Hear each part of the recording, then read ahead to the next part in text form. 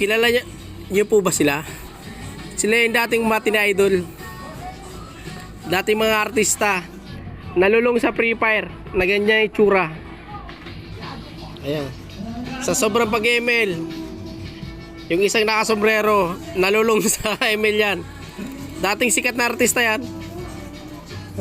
O, tingnan mo na ngayon. Kamukha niya na si Badang. Yung isa kamukha na si Martis. Itong naglalaba, Argus. Yan, email pa. Inuna yung paglalaro kaysa kasikatan.